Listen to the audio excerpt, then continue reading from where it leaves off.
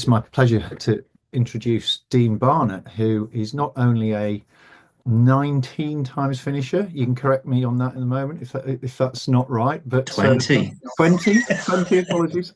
20. But in recent years, has become the organizer of the Three Peaks. So lots to dig into here, as well as his experience, but also hope to speak a little bit about the running of the race and the complications you face. So welcome. We were just having a quick chat before I started this recording about your preparations at the moment in terms of organising. So you're walking bits of the course, checking it all, making sure you're comfortable with it. Is that for your own good, or is that for the actual risk assessment? So a bit of both really, Dave. So I care about the race. And I also think we're in such I care about the race, and I also just want to see what the conditions will be like for the competitors. So um, the risk assessment, it's a formality. But once you're on the hillside, um, it's an unknown. As those that have ridden it, there's the rocks change, the paths change. The rangers are doing such a great job in changing some of the paths and reinstating paths for access. So the course evolves, I think, and has been evolving over the last 30, 40 years. Mm, So if you speak to somebody like my father who raced in the 70s, there were no paths. And yeah. then as you go through the decades, paths have started to appear. So a bit of both, really. But I'm a bit particular, and there's people that know me well from Leicestershire. I'm a bit fussy about events and how events evolve and come together. And I won't put my name to something until I feel comfortable and confident that everything is in the right place. So last year, got was it criticism or I got a bit of praise because there was lots of signage and lots of flags and lots of tape. Um, and that was probably, and I think the conditions helped last year, but that was probably for lots of people was one of the safest events because the accident count was incredibly low. Mm, mm. But it's just like, I have a bit of a warped sense of humour where you like putting at the top of Pen again, dangerous descent. But where I put that sign on one particular part of the descent to Penny again, there's been lots of incidents, and people see it and think, "Ah, yes, I remember this drop off now. So perhaps it is time to bail out." But Yeah. yeah, it's a bit of a both, really. If only But their hands I must were, admit, yesterday, if only their hands were up to braking and yesterday, they weren't absolutely worn out by that point. yeah, well, your arms sometimes by that point are absolutely shot as well, and yeah, so it is a bit of that. But yesterday, I must admit, when I was walking on Ingleborough.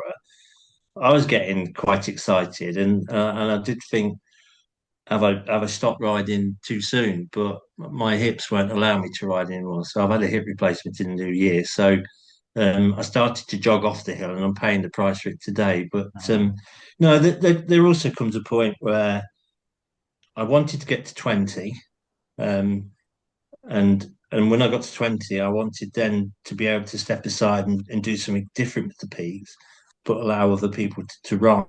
And I think, you know, um, and it's great to see people doing 35, 36, and I'm all for that.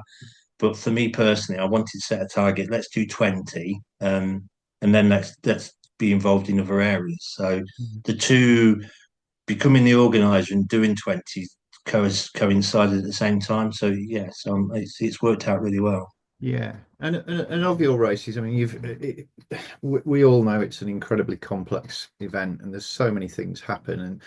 And um, I'm interested in. I was sort of asking the same question of Giles Drake too.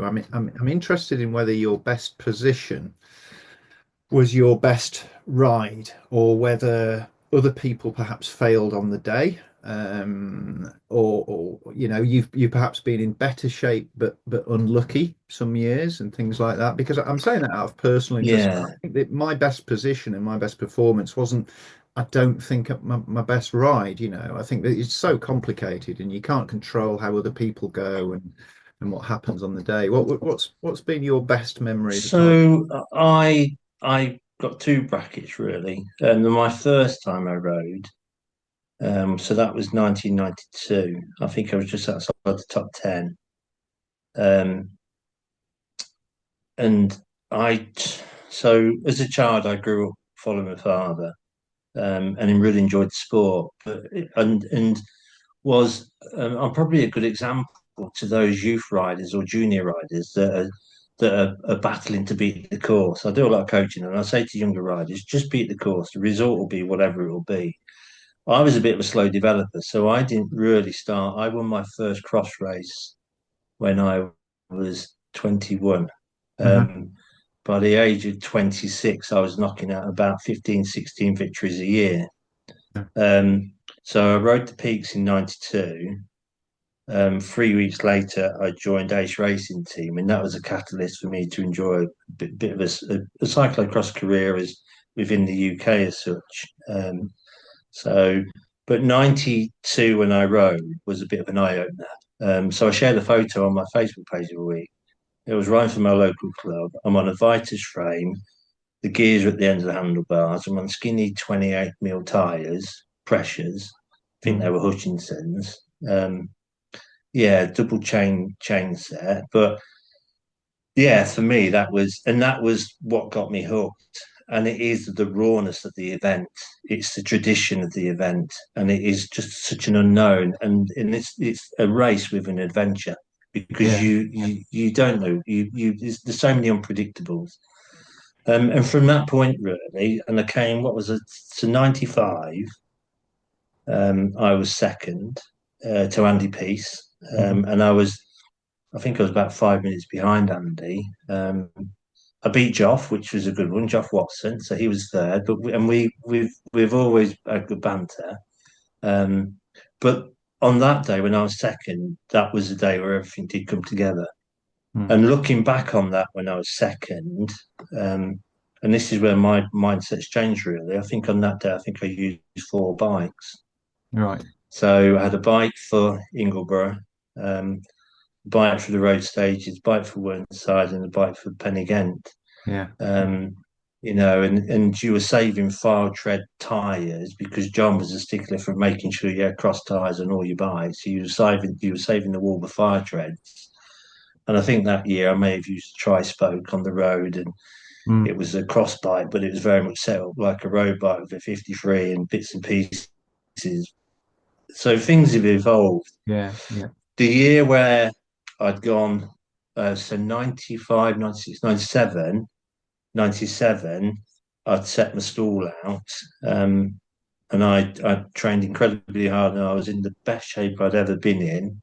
And I was going for a win that year. And I went and did a Yorkshire Cross League race at Barnsley Yeah.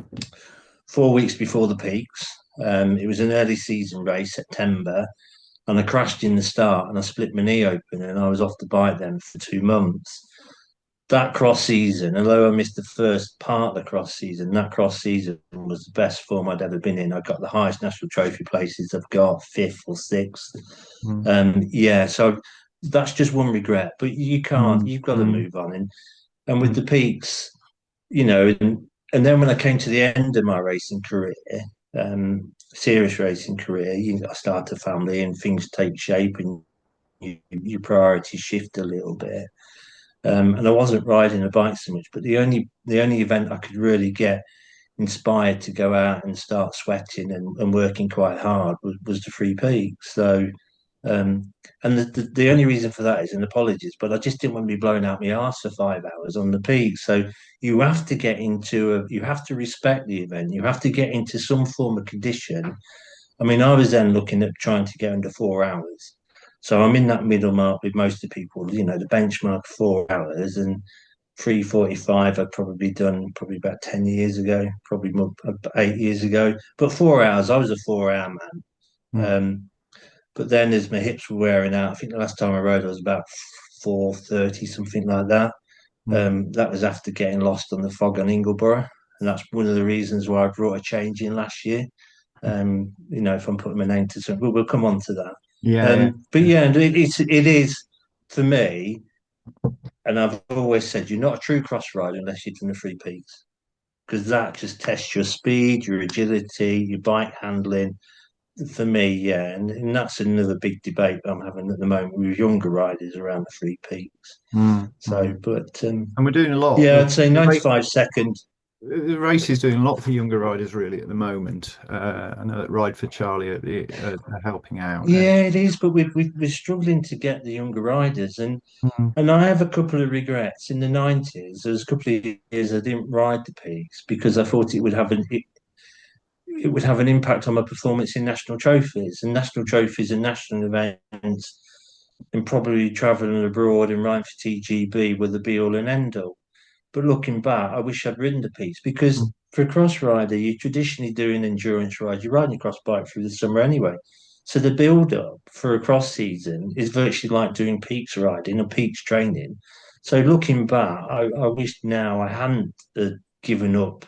I'd have done 20 events a lot sooner if I hadn't have missed a couple of years because I thought I'd do something a bit better in the national trophy. So that's a regret. and I think But you can't live by regrets. You just got to keep going. the negative effects of the race on the rest of your season, I've constantly thought are overemphasized by people. I think it's particularly Mm, for a younger rider. I just do, who can recover quicker from efforts like that. It's just not correct. a big Yeah. deal. You might have a bit of fatigue that's going to eat into you for the next week or two, but it will do you more But the good. benefits were coming. Yeah, the Yeah, benefits kick in after 3 or 4 weeks. yeah, Um, yeah, and again, and probably if you spoke to John Atkins and Eric Stone and Barry Davis and I'll say my dad Vic Barnett, they rode the peaks. That mm, didn't deter them from doing very well in national trophies back in the 70s yeah, and the early 80s. And the course was radically different then. That was you were scrambling in and out of peak box. yeah. The descents were a lot And of the running as course well. now, yeah, Yeah, and the course is evolved, and it's as hard as you make it. So the Free Peaks course nowadays. I was saying to somebody, um, I bumped into Will Weatherall yesterday. yeah. And I was saying to him, to me now, the riding the peaks is like riding the motorway in sections Mm, because the mm. paths are so robust because of the access for people and walkers. Go back 20 years ago, it wasn't at all like that. So, No, but and yeah, but the bikes have got everything better, of evolves course. in time.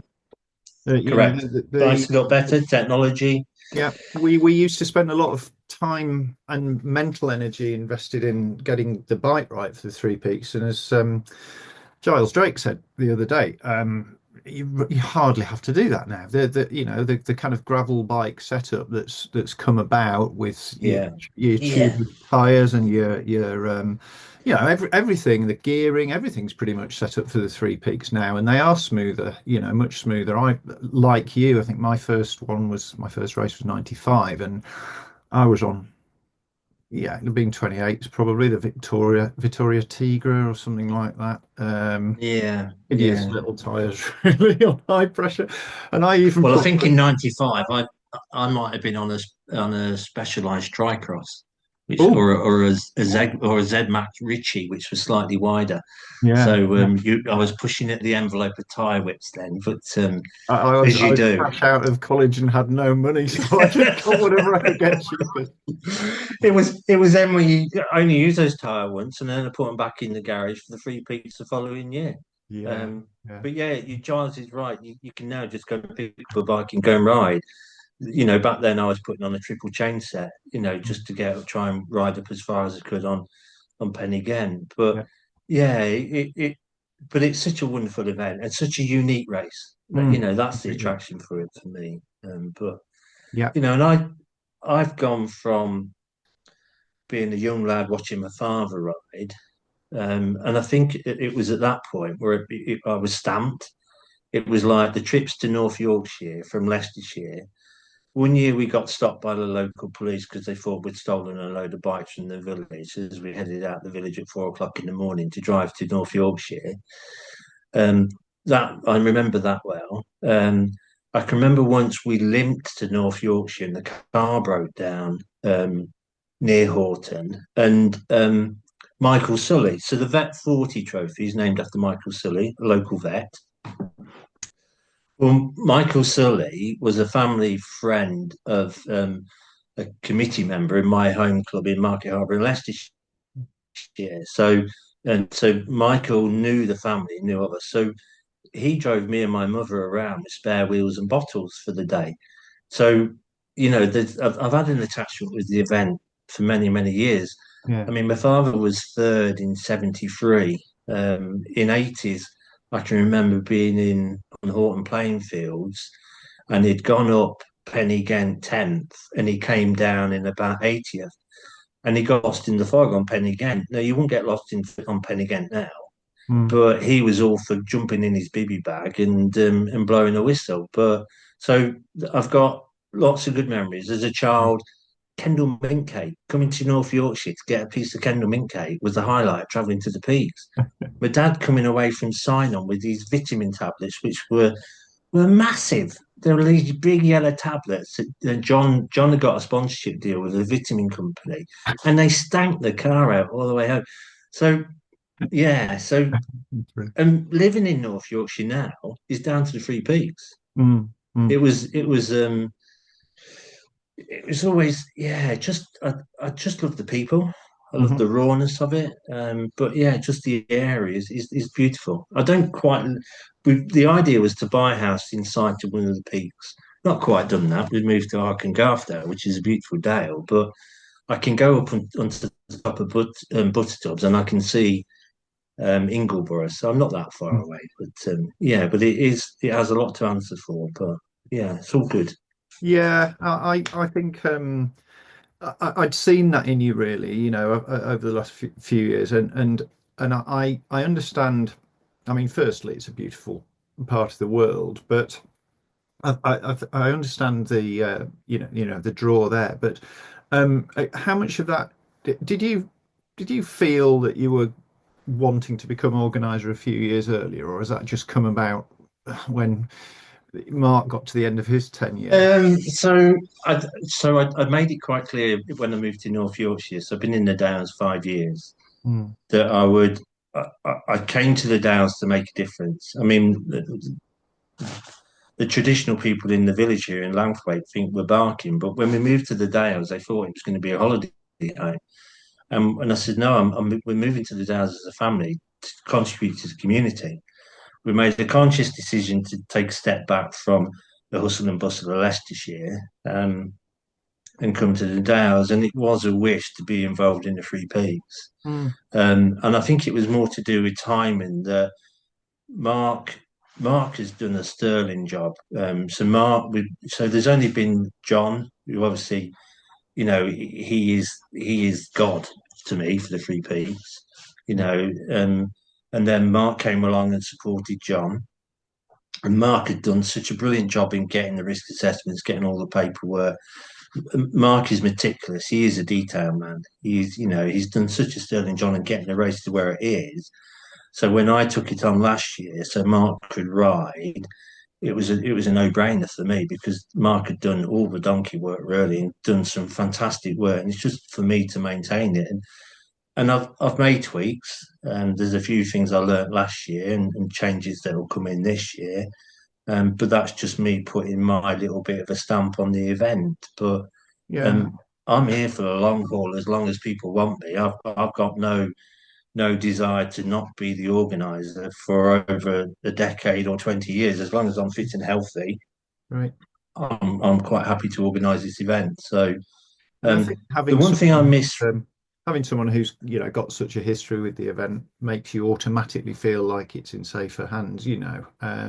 I think there was a danger that some of us probably thought that it was going to be um, struggling to find a figurehead because we've got such a good, strong committee of people who are involved and really important folks yeah, involved. But sometimes yeah, without a figurehead, it that's part of what the Three Peaks has always had, really. And you talk about John, and of course, it just wouldn't be here were it not for John. But no, it still no, needs someone to drive it forward. I don't think the event itself is out of the woods, as you may well come on to. It's a hard toil to to get it to happen every year. That it's a lot of it's done on um, very careful relationship management, I think, from Yeah. yourself.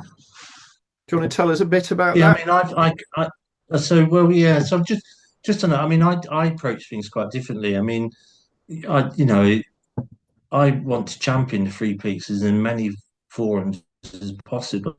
I want as many people to experience the Free Peaks. We're limited, so we have a permit for 400. I think that's about right. The days of 700. Um, and the thing which is the biggest challenge isn't necessarily competitors. Yes, 700 riders, that's a lot of erosion to the peaks. But the accessibility, the paths, the networks that have now gone in by the Free Peaks Rangers, I don't think there'd be much erosion at all, really. I mean, walking Ingleborough Descent on the Land Rover track, I can see where we've been coming down, but the grass is greener. The grass is thicker. It recovers. I've done a lot of that with Leicestershire Cross League, with events that I've organised back in Leicestershire, demonstrating that the ground recovers and it recovers in a stronger, fitter state. Um, so yeah, the challenge is the 400, but the biggest challenge is the support crews. That's the headache, and that's the traffic. There's more traffic in the Dales. There's more traffic. There's more visitors to the Free Peaks than there ever was. Um, this year I've gone out my way to make sure the Rangers and the Free Peaks Association, we all know the Peaks is the last Sunday in September, but not a lot of organisations do. They try and organise sponsored walks. They've tried to cover that gap this year. So, like on Whernside, it is quite a challenge where you've got a conflict of walkers and cyclists coming off the top of Whernside. So, I've reached out to the Free Peaks Round and I've reached out to organisations to say, look, this event is in its 61st year. If you're going to pick a sponsored walk weekend, don't pick the last Sunday in September. Look at your dates.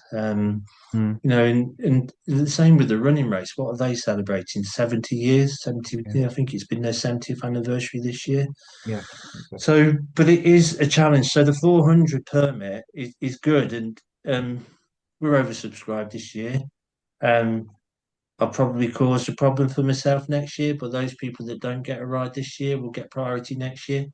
Um, and again, that's a problem for me who sorts the entries out. But I Mm, want people mm, to experience the piece. I want as many people to experience the piece. Last year we had 30 no shows. Now, yes, we had apologies from some, but we didn't have apologies from others. And that's quite sad when you're trying to get as many people to ride as possible. You're starting out with 370. yeah, Yeah, that was quite a challenge, really. But financially, that didn't impact on us. But I just want as many people to experience our wonderful race. So, It's a so tricky one, and there's yes, always the. I think we all know from history the oversubscribed kind of demographic of males between, well, pretty much males between 18 and 70, but it's a different challenge really to try and attract more women riders and I think, riders. yeah, I don't think it's just the peaks though. I think the sport in general Mm, will have an issue in probably about 3 or 4 years. So and I think, and it's I'm not this isn't a moan and a groan. It's just the way the sport's evolving. But if you look at the number of junior riders under 23s racing, to stick with juniors really. And again, I take a long view with coaching youth riders. So just reading some books around what the children when they go through adulthood and they've gone through university, lots of people think back what did they really enjoy as a child. So when I'm developing youth cycling activities, I make it really enjoyable because mm, I'm thinking, okay, when they turn 22, 23, and they think back, what do they really enjoy? Oh yeah, I really enjoyed these cycling sessions. I'm going to take up cycling again. So I think the sport is going to go through a bit of a blip where we don't have many 18-year-olds or mm, under 23s. It's disappointing this year. We don't have a single junior male rider. Mm. And we've gone to great lengths this year to try and subsidise um, under 18s and under 23s with Ride for Charlie. And it's so disappointing to see we don't have a junior male riding. But on the spin, we haven't had any junior females riding for a number of years, and we've got three this year, Right. two this year, two Yeah. riders this year. So there is a positive. So, but it's that, and the field is predominantly made up of latter end of vet 40, 50s, early vet 60s. Um, the number of ladies is improving, so I'm pleased to see ladies are getting involved. And I want to develop the idea of a ladies team award. I think that's something that needs to evolve and come into fruition. Yeah. So yeah, there's lots of challenges, but Yeah. the peaks will be around it. It's not going anywhere. Mm. Um, you know, but the number of riders and the demographics are changing. So Yeah. Yeah. And what you I mentioned some think I'm tweaks hoping. earlier. Have I? No, I'm hoping this year. I'm hoping. Go on. Sorry, I Sorry. think there was a bit of an internet blip on my part. Go on, Dave. You were going to ask me a question. Apologies. No, you mentioned some tweaks that Yeah. you've made this year. It's always changed as the Three Peaks. There's always been tweaks, and that's kind of one of the right things. It holds a lot of tradition, but it never totally stands still. There's always things that they'll tweak, and there's always things to get right, whilst you can still retain the essence of what's going on. What tweaks are you making this year? Well, the one that caused a bit of controversy was last year. So this is Ingleborough Top. So there is a dark art. There are a number of dark arts with Ride the Peaks, and I'm not going to give away all the dark arts. That's for people to find out. But one of the dark arts was that you go across the top of Ingleborough, you go to the checkpoint, and you count to 10, and you go right. That's how I've always perceived it. Some people would go up to Ingleborough before, when I lived in Leicestershire, I'm aware that people would go up to Ingleborough and they'd put a stack of stones on the right of the shoulder when they needed to turn right and go off the top of Ingleborough. Well, the last year I rode, it was so thick fog. Um, I and a number of other riders went down a path that was just going in completely the wrong direction to where we should have been. But you're in race mode. You're trying to fight for position, and you think, and and I'm halfway down the path, and I won't name the rider but we were looking at each other thinking, this isn't right. And that rider turned back a lot quicker than me. I carried on down and thinking, no, this isn't right. And then you're staggering across the moorland, falling in peat bogs, banging your face on the handlebars. So after that event, I'm thinking I was that close to putting mountain rescue at risk. So if I'm putting my name to an event, that ain't happening anymore. So I'm going to stop that. So last year we put tapes out to stop people going right over the top, and we put a checkpoint at the end of Ingleborough. Now I'm Yeah. embarrassed to say, I've only been through that point in the course once before, and that's when I rode with my dad. Prior to that, I've never gone on that bit of the course. Now, rightly or wrongly, but that was a dark. You could say time because you just from the top of Ingleborough, you're going from A to B. How Mm. you got from A to B is entirely up to you. But I couldn't. I didn't want to put mountain rescue at risk. Having experienced that myself, I'm thinking, if I'm taking on this event, that has to stop. Yeah. So that did cause a bit of angst with some riders last year, but everybody took the same route. So that's one tweak, and that'll be in place again this year. We probably don't need to mark the tape on the left, but there will be a tape on the right directing you to To the the exit can. off the top of Ingleborough. Yeah. Um, yeah, to the cairn, and then we turn right. Um, the other thing just been looking at is just little bits that just little tweaks for me in the background, really, and also just trying to manage a tight budget. So it's over £30,000 to put on the race. Hmm.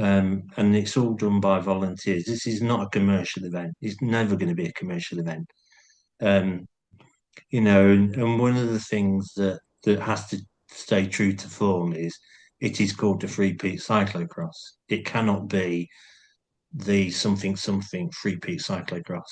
Yeah. John made it clear to Mark, and Mark has reiterated the Free Peaks Cyclo-cross stands up on its own. It doesn't need a brand. It doesn't need something attaching to it. So you look at the Free Peaks running race, and that is sponsored by, a running shoe provider or somebody else. So we're not in that position to do that. So budget is incredibly tight. So this year, just personal things, we're not hiring a van. I'll go and borrow a trailer from a neighbour and stuff like that. So we're pushing at the margins.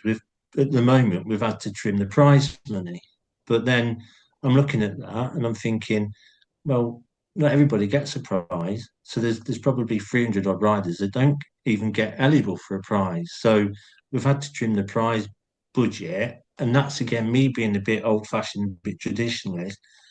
I didn't want to increase the entry fee. I think £90 for the Free Peaks Cyclo-cross is the ceiling. Mm. And I'll fight, I think that for me is the max for an entry fee for that Mm. event. Mm. Um, I think the moment you start charging over £100, you're going into the realms of a commercial event, and the Free Peaks isn't. Mm. It's run by volunteers, for cross riders. Yeah. So, Yeah. um, it's like we've had a number of pullouts or a number of apologies already, and because we've got some riders wanting to be a reserve and want to ride, and they've not taken out the insurance. I've given them a refund, and they've gone. I'm not eligible. It doesn't matter. It's £90. An hour sport is expensive enough. Yeah. So I've given back their £90 just as a small admin fee. But yeah, it's we've got people wanting to ride. We're not out of pocket in that way. So there's a few traditional value things that I'm doing, and and Mark probably would have done in the past, but Yeah. it is tight. We've sold advertising in the program this year. Um, so there's a bit of backstory to that, but we are trying to generate a little bit of income from the program this year. We're selling adverts, so that's gone down quite well. So we've had, and thank you to those companies that have stepped forward and said they'll take an advert out, because every little helps. But yeah, times financially are incredibly hard. I mean, I'm still in negotiations with an energy drink provider, but I've had to say to him, look, if you want to be part of this event, I need to know in the next 48 hours, because we're about to go to print with the program. And if they would probably come with some good income, but yeah, it's a hard challenge. But Yeah. Yeah. But and I'm probably sometimes a bit embarrassed to ask. Probably I'm not the right person to go out and seek sponsorship, um, but we'll get there. But at the end of the day, it's a bike race, yeah. and we want to do what's right for the bike riders. And one of the other struggles that I'm aware of each year is just trying to make sure you've got enough marshal and volunteer coverage.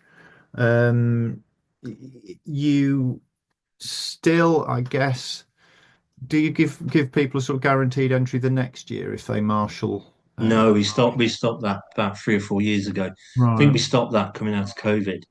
Uh-huh. So we have real good support from scout associations, running clubs. We have a core group of volunteers that volunteer every year. Um, yeah, so that's my next task really. Is I've now got the field as of this morning. Bit of moonlighting at work, but as of this morning, we've got a field of 400, Hmm. and I'm trying to do a reserve. Well, I will be doing a reserve system as well this year. Right. So we're good to go with that. But my next priority now is to just allocate positions for volunteers, and I've got a good number of volunteers this year. And again, that's by going out early and promoting, and then just saying to them, look, just sit tight. Um, Going to use a little bit of technology as well this year around just doing a pre-recorded volunteer briefing that will go out the week before to all the marshals and all the volunteers. I'm a bit of a personal.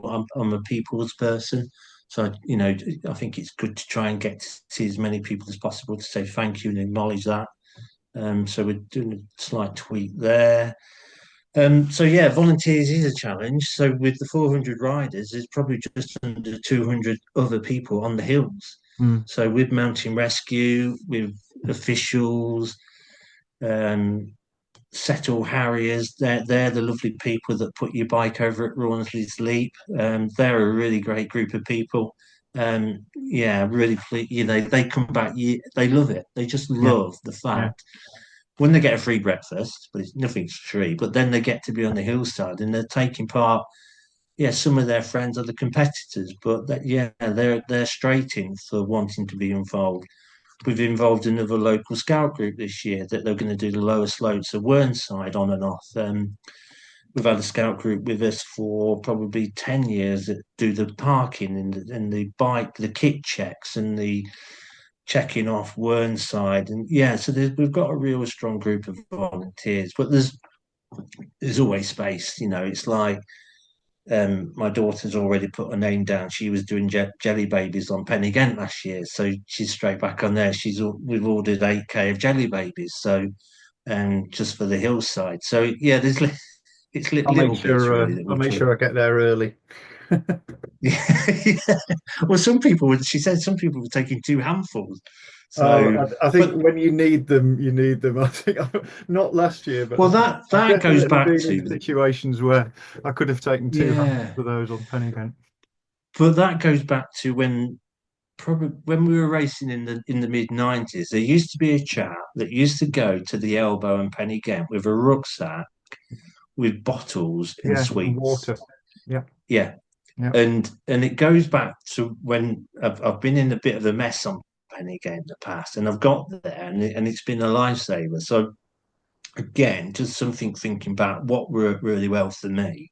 Well, okay, we're not taking water up, but everybody likes a jelly baby or something. But mm, so there's a couple of things. I mean, we local schools, their PTAs come along and support. So we have volunteers from Allswick Primary School, and so we've got a good network. But yeah, it's just a coordination of it all. And yeah, yeah. but again, I'm probably my own worst enemy. I'm a bit fussy, and I tend to take on a lot on myself.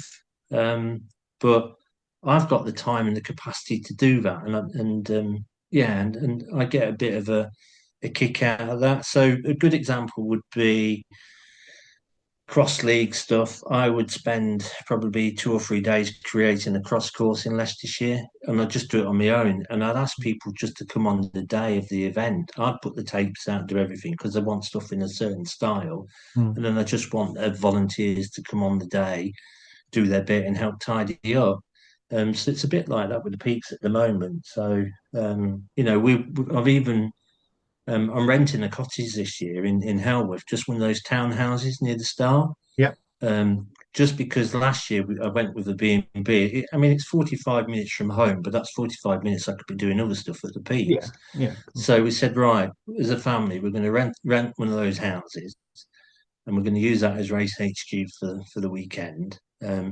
And me getting up at 5 o'clock in the morning isn't going to disturb everybody else in the bed and breakfast, and Yeah. I can eat and do what I want. So logistically, that'll be a bit better. But Yeah. yeah, I so think the but that's because I love it. But yeah, yeah, and it's the kind of race that will absorb you like that. I'm sure, and if you're on site, you know you're in the right place to help sort of troubleshoot or anything if in those last few days. But so back to your well, riding. there was yeah. Go on. No, I'm just I think we've probably understated it really. I know you mentioned you had a lot of success, but what would you sort of mentioned that it's just a staple part of what a good cross season should be, really. Or you certainly think that, and I tend to agree a lot with that statement. But what do you think makes a good cross rider become a good Three Peaks rider? What sort of quality is it? Is it just the experience of having done it a bit, or yeah, I think the experience does play a part. I mean, um, so Jensen suffered a bit of bad luck last year, but there's not been many riders rock up and ride the peaks and win it for the first time. mm, Um, I could probably one or two, or if any. So I'm thinking probably back to a Tim Gould, or um, even somebody like Chris Young, or even Rob Jebb. He served his apprenticeship. I Yeah. can remember being on Penny Gant with Rob. He served his apprenticeship. Craigie served his apprenticeship. So not many people rock up. For me, um, it is like three mini cross races, isn't it? For the peak itself is you need the first thing you need to do is just leave your brain at home when you're coming off the tops. Yeah. Um, you I was still descending, probably only about 40 seconds slower, but probably 3 stone heavier than what I was when I was competitive. So whether it was the weight that was getting me down the hills, but the bike handling skills coming off the top is important.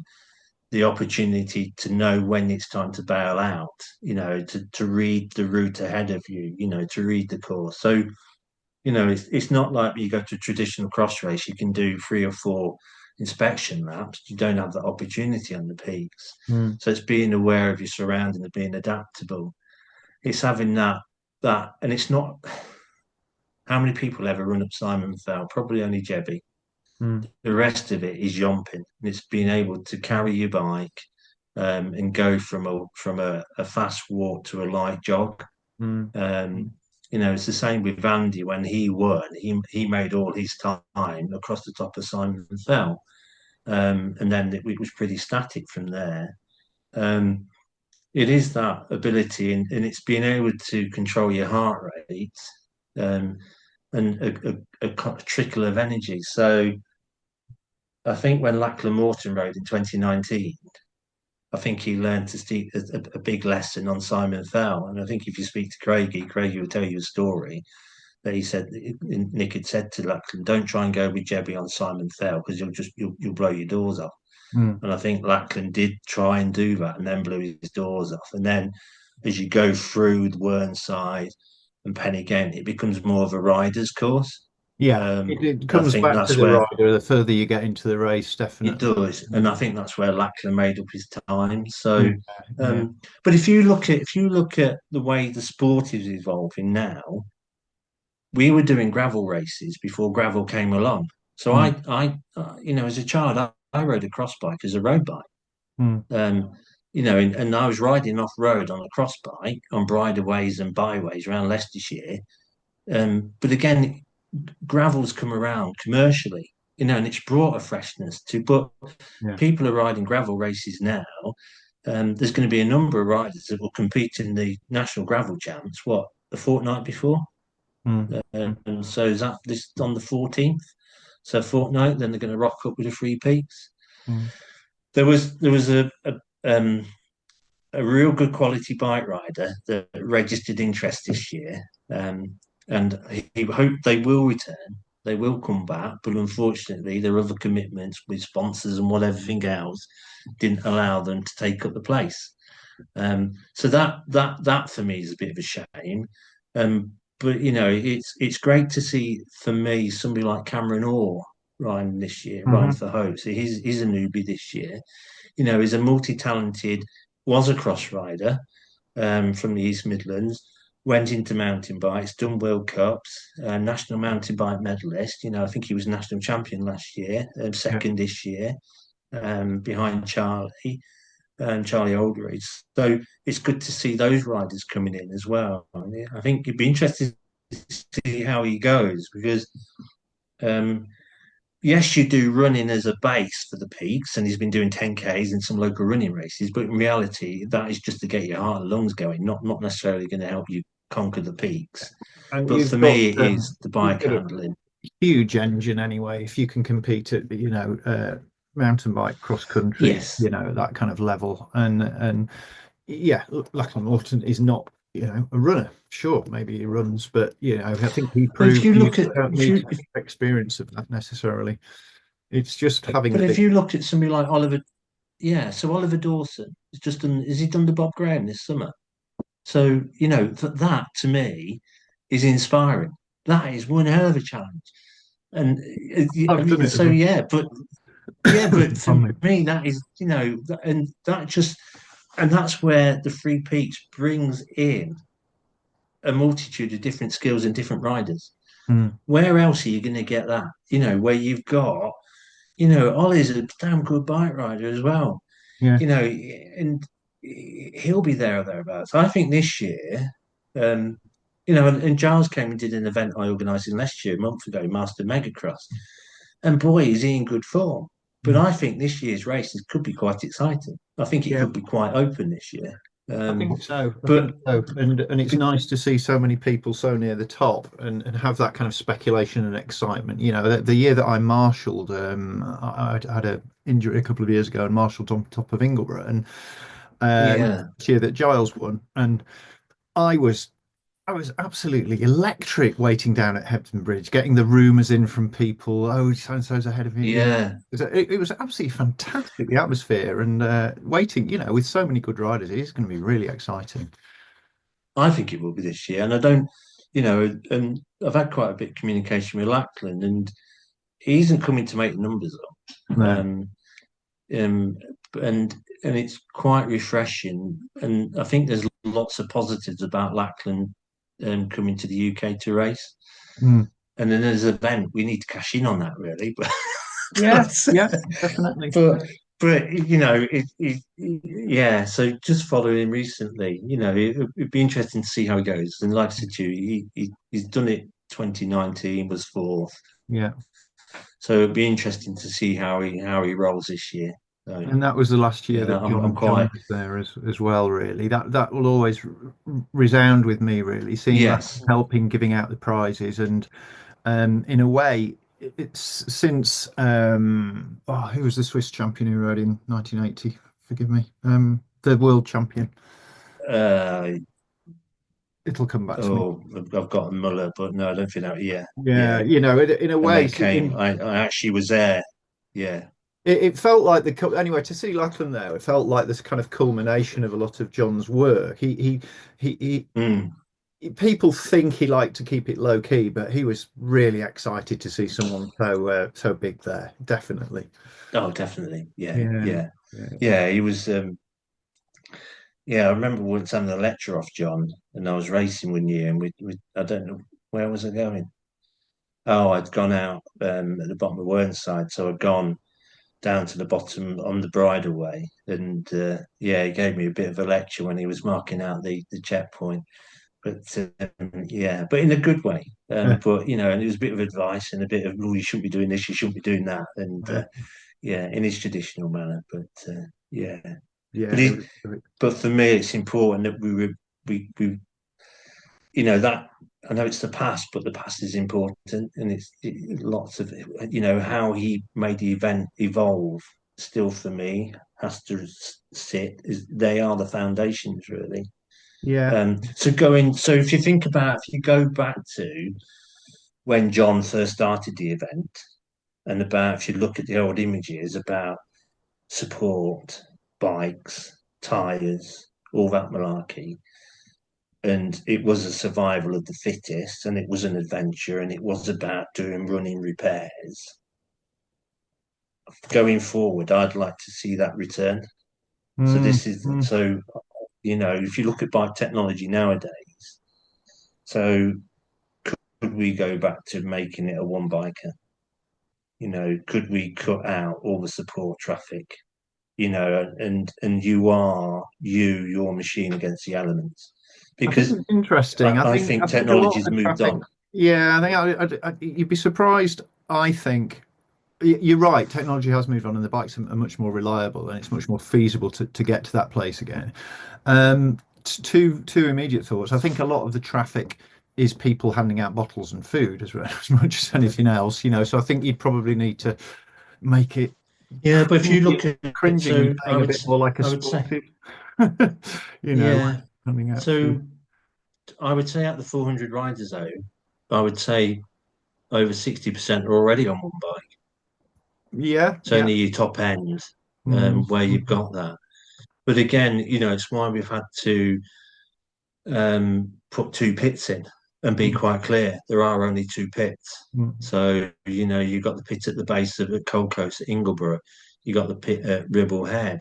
mm. Um, if I was going for a win, I'd be really anxious about Penny End, but that's just how I funded down Penny End. But you've got to really nurse yourself over Penny End and get down. Jensen punctured last year Yeah, on a descent at Penny End, and he rode in on a flat to second in a minute and a half behind Giles. yeah, But that's part of the race. I mean, this year, having picked up a few what worked, what didn't quite work last year. This year, I was thinking about could you have a neutral pit at the bottom of Penny End?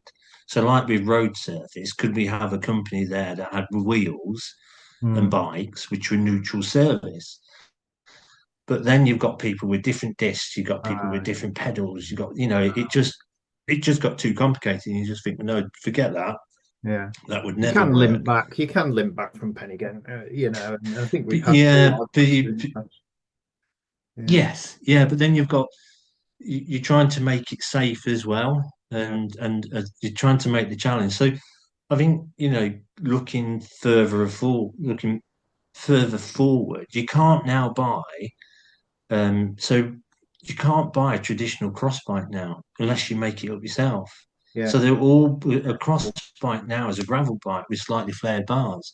Mm, So I think we've got to look at how that evolves and how we move the event forward mm, to make it more accessible to all. So it isn't going to cost a fortune to change your cockpit. You can ride on a gravel bike, as long as it's not flat bars, mm, and we've got extreme flared bars. I think we've got to start looking at that element as well, because as I yeah, said at the start, the sport is expensive.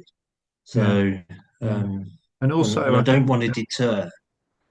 Go on. I think by encouraging uh, more people to just be able to do it on that one bike, you kind of opening it up to. I think some people are daunted by the fact that they think you need a support crew and you need this kind of thing. So it's an interesting way of trying to make it more democratic. But Yeah, I mean, I go back to, and I've had a complete turn, but I'm not chasing for a win. And if I have one regret, that's it. I'd love to be on that winners list, but second will do. So, but when I was, a year, 2 years later, 1 year later, I think I got about sixth or seventh. But I had like two support teams. yeah. So I had a team doing Ingleborough, then they went to Penn again, and then another support team doing Whernside. Mhm. And you look back, and that was eight people for one And person. I had a And you number of think years that's just ago. bloody ridiculous. I did an interview with Eric Yeah, Stone a number of years back. Managed to speak to him for quite a while, and he was over in England actually, maybe 12, 13 years ago. It was he'd come back and watch the race, and he he just that puts it into perspective. There was a bit of an arms race going on, and there was effectively talk of somebody carrying a track bike up the climbs and having someone on the top. yeah. This is why the pit areas kind of got defined, of course, because someone would carry the Mm, lightest bike possible just on their shoulder and just say it's mm. a bike, and then grab something for the descent on the way down. And mountain bikes were coming Oh, in. I John know Paul those was back stories. from those. And Yeah, my dad was. Yeah, my dad was in the thick of those races at that point, so I, yeah, of I know those course. stories quite well. Yeah, Yeah. yeah. So it's but it's about I want people to experience our wonderful race, really. Mm, mm, Yeah, I mean, the strange thing is, I got quite emotional last year when we started, when you guys all rolled away. And I think it was a culmination of lots of hard work, but to actually just see you start mm. or 400 or 370 riders roll away from Helworth Bridge probably personally was a massive highlight because you've invested so much time in it. Probably invested more time in it than my philosophy was. I'm not riding, so instead of training, put that time in, invest that time into organise it. So I probably doubled the amount of time I put into Mm, organising. But mm. but to see you all roll away and you think, oh, thank God for that. They disappeared for 3.5 hours. But it was just for me, that was probably a personal highlight, just to say, okay, we're now rolling, and Yeah, there's lots of other people now going to play a part and now do their bit to make sure we have a good race. And we yeah, yeah, get, yeah. everybody, as I say, has a grand day out, really. I know the I've feeling. been saying to lots. yeah, I've been I, saying to I, lots of new, go on. been saying to some newbie riders this year, and there's always something that I did was when you get to the top of Simon Fell and the weather's good, just take 2 seconds to look back because that is just what this race is about. Mm. And it just sums it up for me that you know, on a good day, you can see Whernside over to your left, and you've got Penigent to your right, and you Mm. just think, okay, and we're on Ingleborough, you know, we're on the first of the peak. But just to see, and if you're in a good, it doesn't matter where you are in the race, just to see where you've come from up that bank, for me, just that's it. It just sums it up. Yeah, and that's it's a lovely thought, and I've been doing it. I think it'd be my 24th attempt this year. I think I miscounted last year. I think it's my 24th attempt this year, but I've never done that yet, and I keep reminding myself it's time to look back and take a look over my shoulder, but I'm still in the red mist of trying to stay with the git in front of me. Yeah, but now not racing it, and I walked up it with permission. So if anybody gets on their high horse, so I've spoken to Rachel and Mark. So I walked up it, and it's not that bad, you know. No. In reality, I think it's worse because you come off the road because you've been jostling like a classic road race to get over that cattle grid in the first 20 or wherever you are in the bunch. You're then going through the farmyard, chewing your handlebars. You then hit the first bit of limestone rock and you're in the red. Yeah, And oh, then yeah, you're thinking, completely. do I go left? Do I go right? Why are those riders going left? I'm going to go right because there's bits of the course where it splits, where you can either walk up the hill or ride round the hill. Mm. And then you get to the bottom of Simon Fell and you are blown out your ass. And then you think, okay, am I gonna join the conveyor belt up the fence and struggle up the fence where if you're on there you're not going to be overtaking anybody, or am I going to scramble up the grass and try and make a few places? But yeah, Mm. Yeah. No, strangely I do miss it. But it's the not one that bad when you chance, walk up. the other chance to look back, which I do take in a little bit more, is a beautiful moment if it's not if the clag's not down at the top of Penigent as well, because you've Yes, done all the climbing and you're yeah, generally a little bit more split up there, and you can usually see if you can see the top of Ingleborough and Whernside from up there. It's a really for me every year it's a real proper emotional, it can yeah. feel the blood I coursing I through. went I went I went up there last year on the Friday before. Was it Friday or the Saturday afternoon to mark out the top? And it was beautiful. The sun was setting, and it was a yeah, it was a stonking evening. And I just took time to sit there and just look. But yeah, I'd agree. And I always used to I love the descent off Penny. I really do. Look, I hated Whernside. I hated the climb of Whernside. I hated the descent. Yeah, I enjoyed Ingleborough, but I really enjoyed the descent up and again, even up until what 3 years ago.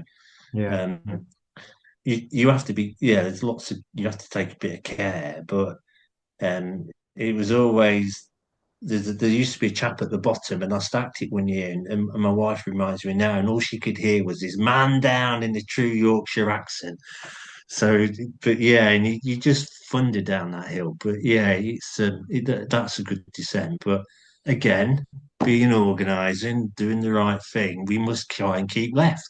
Yeah. And if you're climbing up, just look up, just be aware that somebody's thundering down that hill, Yeah. that they're on their limits.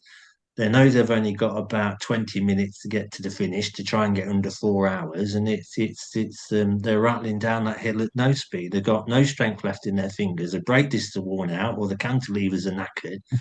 So it's a bit of a lottery sometimes. So Yeah, I um, think it does feel it, it does feel a bit on the edge when you're going down, and you can see people sort of zigzagging ahead of you. But I do think people do have a bit of a sixth sense about someone coming down. It's yeah, funny, yeah, they always move out of the way, and you very rarely have to yell at anyone. But you do get a few close bits of the course, definitely. yeah. I did once. Again, looking at how the race and the paths have evolved. I, and one summer I walked the peaks, and when you walk the peaks, you come in Pen again halfway up. And I did look at that track and I thought, could we ever come off Ribblehead, go on the road for a couple of miles and do the left and actually take the path that is walked? Yeah. Especially, with traffic and that, and, and make the event um, more off road.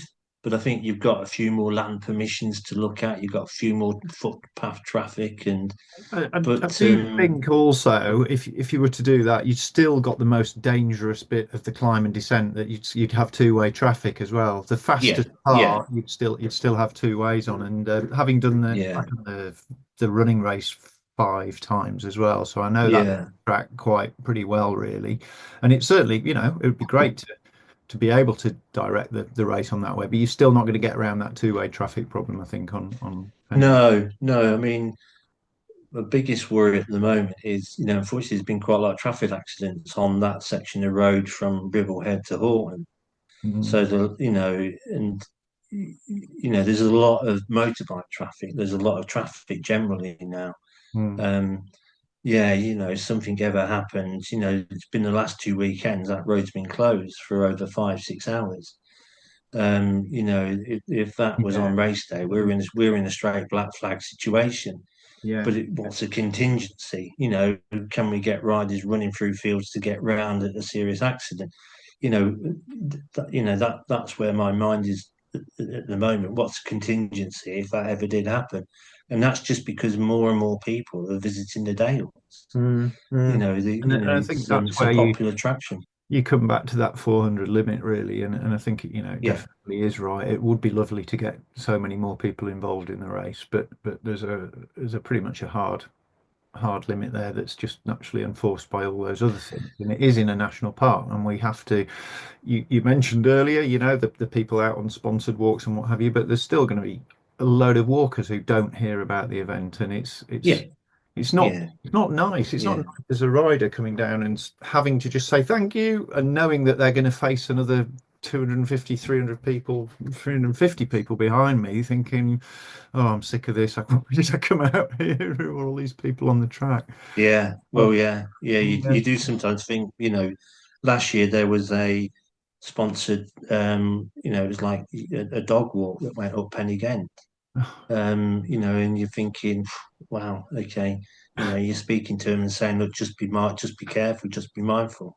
Everybody got round okay, and both the race we had a good day, and I think they had a good day. But yeah, the peaks aren't ours, are they? They're to be shared. So Yeah, yeah, it's a tricky yeah, one. it's good.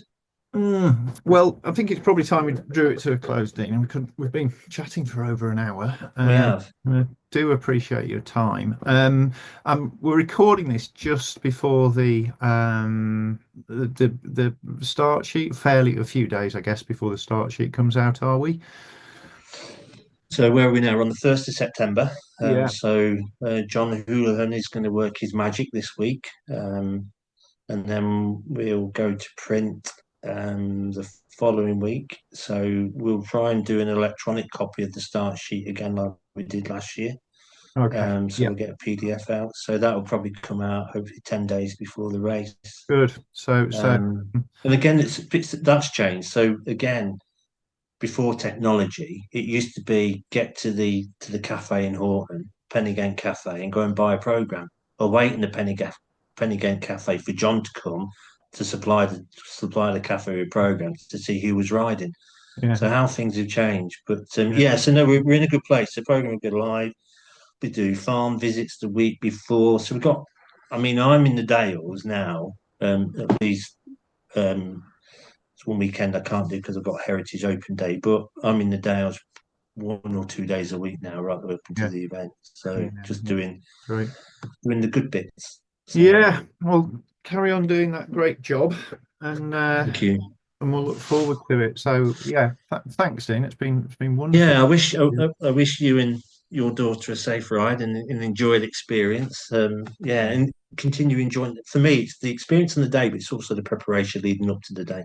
Oh, the whole As thing, and afterwards, yeah, you yeah, can't. It sticks around with you and doesn't get out of your head for another week. It's just fantastic. And I have spent so many years of my life. I used to commute to work every day in Manchester, and there wasn't a Have you? moment on Yeah. any of the commutes where I wasn't thinking about, oh, this will do me good for the peaks. You know, I'd accelerate hard from the traffic lights. I'd carry extra heavy bags on my panniers so that it just gets Yeah, been behind you there. the race. There are so many wonderful things we do in cycling, but that the annual Three Peaks has inspired me more than anything else in my life. Yeah, I was big on visionary stuff, and so I used to spend an hour on a railway bridge going up and down the steps, and it was like three forward, two back, and people just used to look at me bonkers. But and then when you explain, well, most people knew who I was anyway, or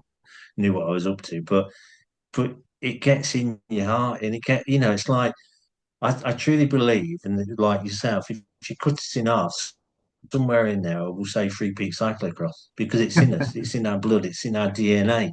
Yeah. But yeah, and I just want to share that more with people. So yeah, Yeah. but look, have a good day. Yeah, We'll what a see you on the great day, tribute and I'm to looking you. forward to welcoming everybody on the day. But it is. It's a big event which relies on a lot of people. So I'm publicly going to say, it's the Mark Richmonds, it's the Brents, it's the Johns, it's Martin the Field, it's the Helmut Bridge in, Sarah and Dean, and lots of other characters that put this race on so 400 people can have a good day out. So let's just have a good day. Let's do that. Thanks very much, Dean Okay. Barnett. All